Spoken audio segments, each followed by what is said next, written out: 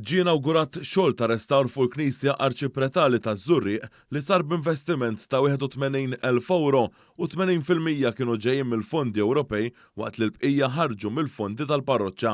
Dan il-proġett ġie inawgurat mis-Segretarju Parlamentari għall-Fondi Ewropej Chris Bonnet u mill-Isqof Awżiljarju Joseph Galjakurmi. Dan il-proġett li ddam madwar xahar xhur kien jikkonsisti fir-restawr tal-koppla minn barra, inkluż il-lanterna u l-aperturi tal-injam. Inbidlet ukoll is-sistema esterna tad-dawl għal sistema aktar moderna u li hija maħsuba sabiex il-karatteristiċi tal-Knisja jispikkaw iżjed. L-Arċipritt ta' Żurrieq Dun Daniel Cardona laqa dan l-investiment li sar f'din il-Knisja. Prattikament sar xogħol fuq il-ġebla tar-restawr tal-koppla, sar restawr tajjeb anke fuq il-lavur li hemm fil-koppla, filwaqt ukoll saret sistema wkoll ta' dawl ġdida. Kif tafu l-fondi ġew 80% mill-fondi Ewropej u l-20% ħarġu miż-Żurqin.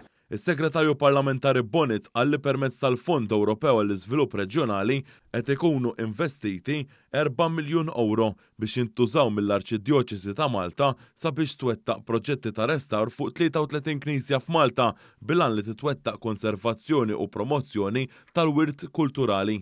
Permessa ta' proġett u l-ftehim li għandna mal-Kurja 33 proġett dan wieħed minnhom illi qegħdin naraw illi nippreservaw daw il-ġojjelli illi jagħmlu lil pajjiżna uniku fl-Ewropa. L-knejjes tagħna huma ħolmark ta' dan il-pajjiż u għandna dmir aħna wkoll bħala gvern biex flimkien mal-Kurja nipproteġuhom f'dak każ fil-Knisja ta' Żurrieq.